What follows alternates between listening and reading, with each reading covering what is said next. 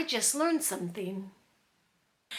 Hey sewing friends, so last weekend I made the Haskell shirt from Cashmerette. It is the latest pattern from the Cashmerette Club, and when I was making it I used a technique that I'd recently learned to help fit or help determine where the apex should be on the pattern. And I think that this is a technique I'm going to use going forward so that it will help give any garment that I make that has a bodice a better fit. And I'll explain what I mean and what I did here in a minute. But first I want to go ahead, I want to show you my Haskell shirt because I love this shirt. Okay, so this, as I said, this is the latest from the Cashmerette Club. And it's just a very loose, casual button-up shirt. Has a camp collar, has a yoke in the back. And then the yoke is really interesting because it comes forward a little bit. So this is not your shoulder seam, but it comes forward and then goes on to a grown-on sleeve, and then you sew on a cuff. It's a really great shirt for spring and summer. And if you're not a Cashmerette Club member and you're not interested in purchasing a subscription, the Love Notions Melody Dolman is a very, very similar pattern. It's definitely almost the same type. It's the same type of shirt and very similar pattern. There are, though, some construction techniques that I'll show you that's just a little bit different, but it's pretty cool too. And you might have already seen this from Whitney and some other bloggers.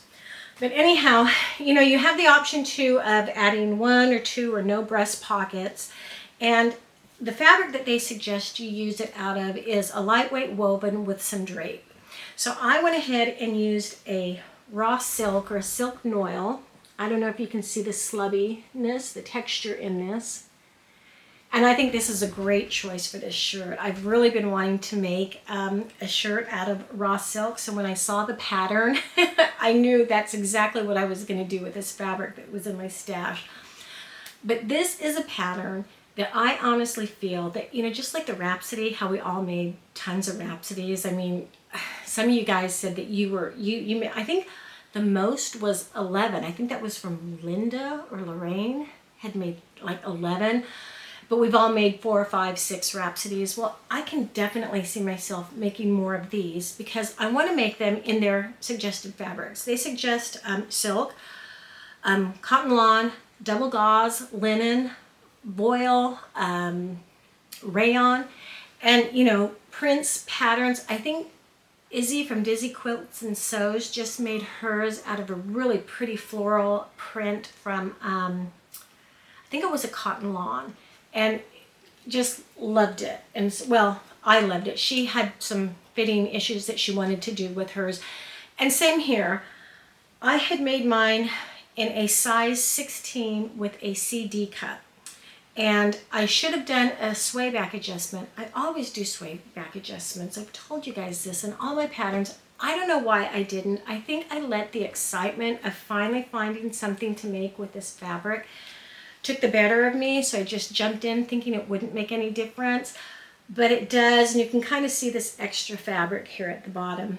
So on the next ones that I make, which I do want to make one out of double gauze, out of linen, out of a rayon or a viscose, or a cotton lawn especially, I will go ahead and add that 1.5 inch sway back adjustment that I normally do. So when I printed out the pattern, it tells you, you know, if you're going to do this size and this cut, print out these pages.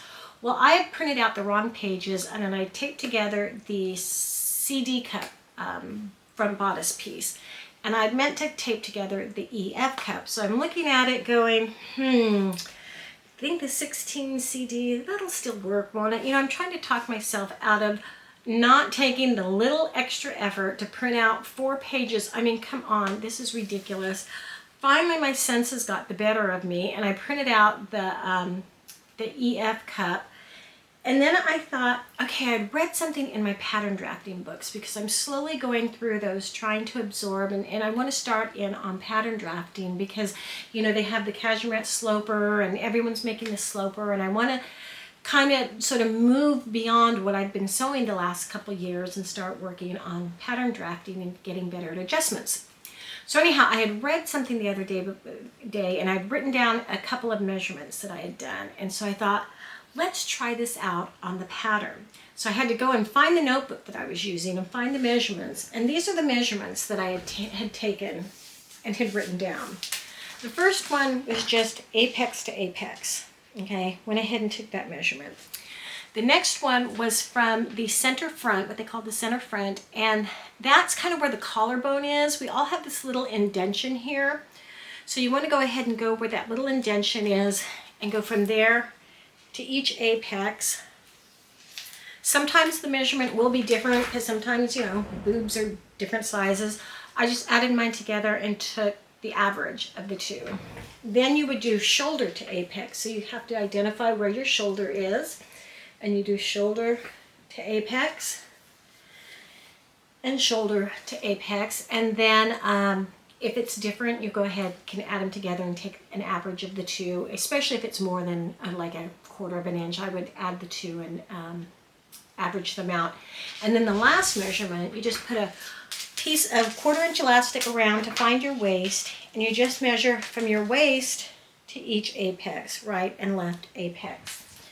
So I had those measurements written down, and what I wanted to do was find out, is my dart in the right place? I wanted to identify where the apex is supposed to be on the pattern for me, because I know, like with Vogue patterns especially, because they're drafted, their sloper is a much smaller frame and a smaller cup size than mine.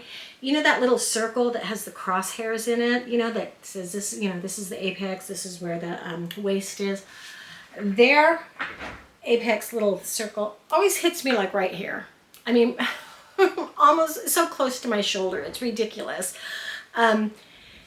And I always kind of struggled with how do I move that? Because I thought I would just, well, it doesn't matter, I was doing it wrong anyways.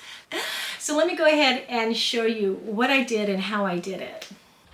Okay, so here's the pattern piece for the Haskell top, and what I wanted to first identify was, where does my apex fall on the vertical here?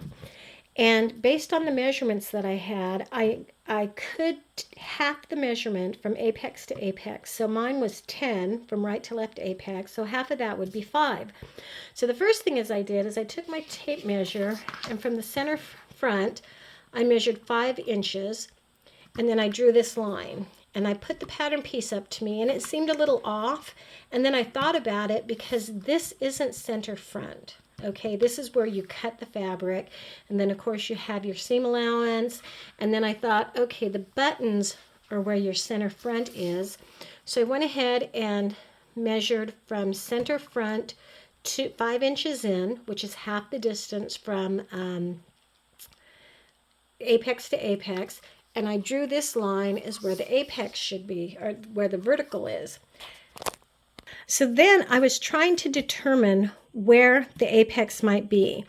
And based on the measurements that I had taken, I really couldn't tell, because as you can see, this is a sleeve that doesn't go to the shoulder. The yoke actually comes in front, so you don't have a shoulder seam. I really don't know where that neck ends. If it ends at the collarbone, it most likely ends a little bit down.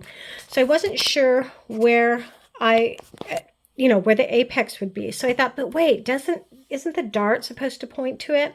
So I went ahead and got my ruler. I don't know if you can see that little mark right there. Okay. And I said, okay, this is where the apex should be.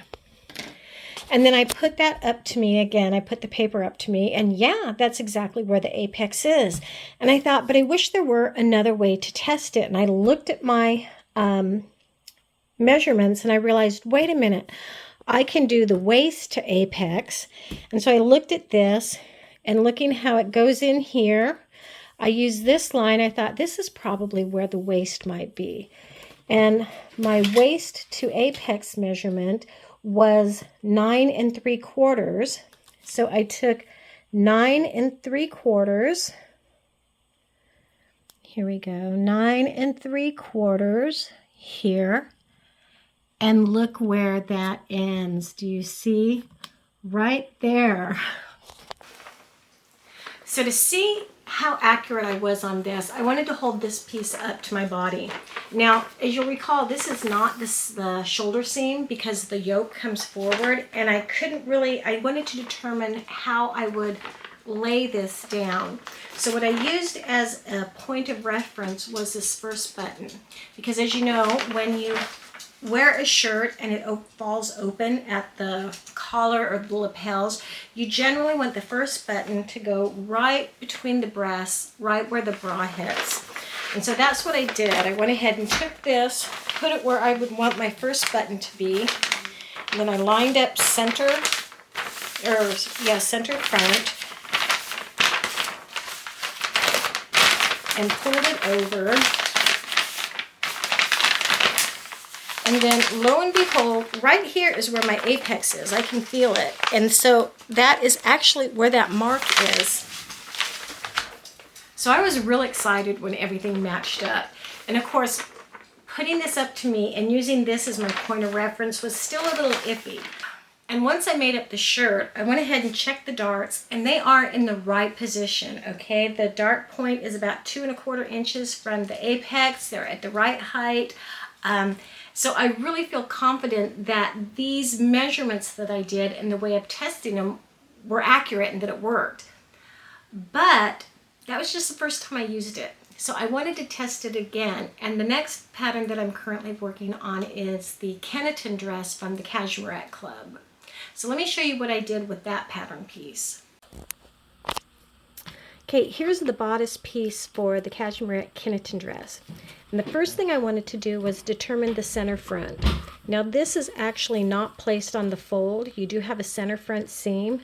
So I measured the seam allowance, which is a 1/2 inch, and drew a line. And then I measured 5 inches from center front, and then drew a line here, which is where the vertical of the apex should fall. Then I was trying to think what other guidelines I had to figure where the apex should be. I don't have a waist here, okay? This is not where the waist falls. I would have to estimate, but I did have a shoulder seam.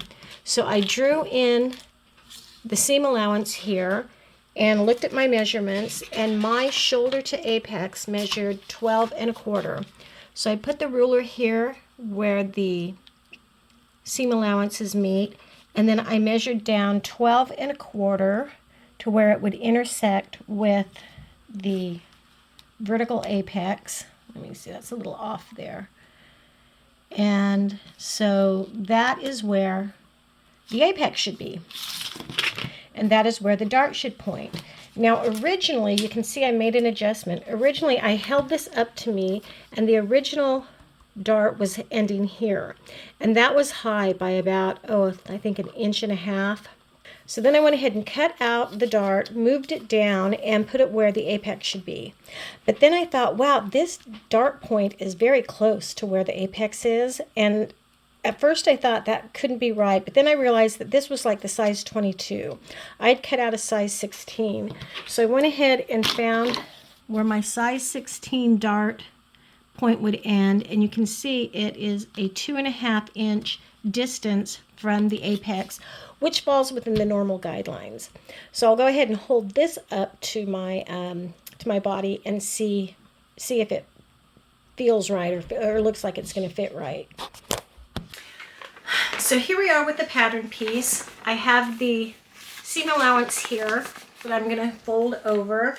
I kind of know where my center front is, and I will put this up to my shoulder seam here, line up my center front, and right here I feel is where my apex is. And let's see, is that on the dot? Yes, it is. It is right there. So based on the measurements and in plotting it against the pattern, I kind of feel that this is going to be a better fitting bodice than if I had just made it straight out of the pattern.